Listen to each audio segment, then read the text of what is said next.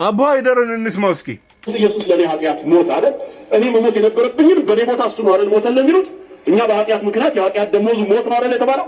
ያንተን ሞት እሱ ሞተልህ ካሉ ለምን ተነሳ? ሶስተኛው ጥያቄ እኛ ኖረን እንሞታለን፣ ክርስቶስ ሞቶ ይኖራል አሉ ጆን ስቶት። አሮጌው ታሪካችን ተቀብሮ አዲሱ የጀመረው ኢየሱስ ስለተነሳ ነው። አባ አይደር ሕያውን ከሙታን መካከል ለምን ትፈልጉታላችሁ አሉ መላእክቱ። በኢየሱስ ትንሣኤ የተገለጠ አዲስ ዓለም ነው የፋሲካው መልእክት። ከክርስቶስ ጋር ተነሳችሁ አለ ነው ወንጌል። ከሞት ፍርሃት ሊያድነን ነው የተነሳው። የጀብደኛ ሞት አይደለም የሞተው። ምድራዊ ጀግና ጦረኛ እንደሚሞት አይደለም። ሰማዕት አልነበረም ኢየሱስ። ትንሣኤና ሕይወት ነኝ አለ። በአዳም ሞት መጣብን፣ በክርስቶስ ትንሣኤ ሆነልን ነው 1 ቆሮንቶስ 15:21። ክርስትናን ከሁሉ ያስበለጠው ይሄ ነው። አባ አይደር ሕይወታችን ትርጉም እንዲኖረው ነው ኢየሱስ ከሞት የተነሳው። ርስት ትቶልኝ የሞተ ሰው ነበር አሉ አንድ ሰው ሲናገሩ። ግን ወስላታ ጠበቃ ጉዳዩን አወሳስቦ ባዶ አስቀረኝ አሉ። ርስት የተወልኝ ሰው በሕይወት ቢኖር ኖሮ ርስቴን ማግኘቴን ያረጋግጥ ነበር። ስለሞተ ግን አልቻለም አሉ። አቅም አጣሉ። ታላቁ ተናዛዥ ኢየሱስም ሞተ፣ ሕይወት ተናዞልን ሞተ ነው። ለመሞቱ ጥርጥር የለም ነው። በደሙ ያረጋግጠው ኑዛዜው ጸና ነው። ዘላለማዊ ቤዛዎት አወረሰን። ግን ሞቶ አልቀረም። ከ3 ቀን በኋላ ተነሳ። ኑዛዜው መፈጸሙን ለማረጋገጥ ሕያው ሆነ ነው። ተስፋችን መፈጸሙን በሕይወት ሆኖ አረጋገጠ ነው። ኑዛዜውን አጽንቶ ሞተ፣ ግን ለውርሳችን ዋስትና ሊሰጥ ተነሳ። ኑዛዜ ሲኖር አለ ዕብራውያን ጸሐፊ የተናዛዡን ሞት ማረጋገጥ ግድ ነው 9:16 ላይ። ግን ዋስትናችንን ማን ያረጋግጥልን? ከሞት የተነሳው ኢየሱስ ነው። የትንሣኤውን ምስጢር ለማወቅ እጥራለሁ አለ ጳውሎስ። እስከ ዓለም ፍጻሜ አለ ጌታ ኢየሱስ ከእናንተ ጋር ነኝ አለ።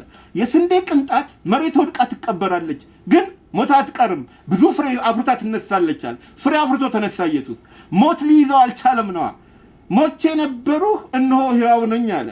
ቁርአን ራሱ በመሞትበት ቀን ሕያው ሆኜ በመነሳበት ቀን አለ እንደተባለው ነው። ሱራ 19:33 ላይ ኢየሱስ ሞቶ ነበር ተነሳ።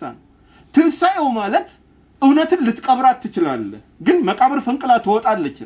ሞት ወይ መውጊያ የተባለ መውጊያ የታለ የተባለው ለዚህ ነው። ሞት ራሱ በኢየሱስ ሞተ ነው። በተነሳው ጌታ ተገደለ ነው። በእርግጥ በዚህ አጋጣሚ አልተነሳም ያሉ ወገኖች ነበሩ።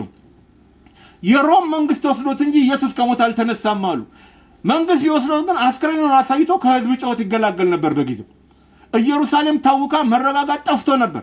ስለዚህ አስከሬኑ በመንግስት እጅ ቢኖር መንግስት አሳይቶ ይገላገል ነበር። ነገር ግን በመንግስት እጅ አልነበረም አስከሬኑ። ስለዚህ ሌላ ውሸት ፈጠሩና ሌባ ሰርቆት ነው አሉ። ግን ሌባ በድን አካል ምን ይሰራለታል? እንደውም ልብሱ ይጠቅመው ነበር ነው የተባለው። የተገነዘበት አዲስ ጨርቅ ዋጋ ያወጣልን ነበር ለሌባው ነው። ውድ ሐር ጨርቅ መስረቅ ትቶ አስከሬን ሰረቀ።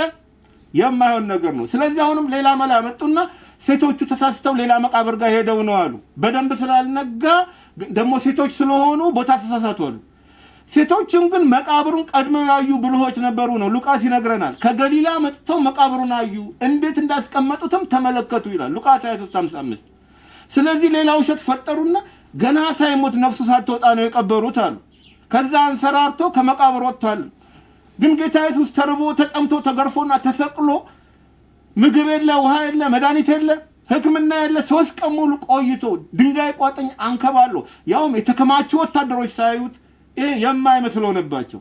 ስለዚህ መጨረሻ ላይ ደቀ መዛሙርቱ መጥተው ሰርቀውት ነው አሉ።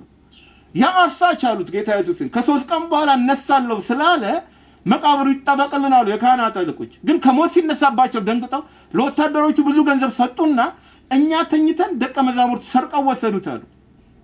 የቱ ዳኛ ነው? እኔ ተኝቼ ጎረቤቴ ቤቴ ገብቶ ቴሌቪዥንን ሰርቆ ወሰደ ብንል የሚሰማን? ተኝቶ እያለ የሚከናወነውን ማን ያውቃል ነው። ደግሞስ በደንብ ጠብቆ የተባሉ ወታደሮች እንዴት ግዳጃቸውን ተኝተው እንቅልፋቸውን ተኙ ነው? መልስ የለም። ኢየሱስ ተነስቷል ነው። የተነሳውም የጴጥሮስን ፍርሃት ወደ ድፍረት ለመለወጥ ነው። የቶማስን አለማመን ወደ ማመን ሊለውጥ ነው። አዲስ ሕይወት ሊሰጠን ነው። አባ አይደር ዋስትናችንን ሊያረጋግጥ ነው ኢየሱስ የተነሳው። ከሞት ፍርሃት ሊያድነን ነው። ምህረት ነው የተነሳው። ይቅርታ ራሱ ነው ከሞት የተነሳው። ለዚህ ነው ዓመተ ምህረት የሚባለው።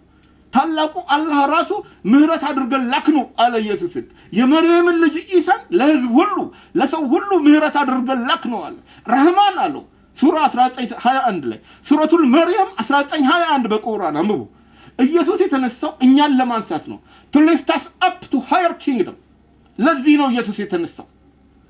በረካው ነው። ለክርስቲያኖችም መልካም የትንሣኤ በዓል እንመኛለን።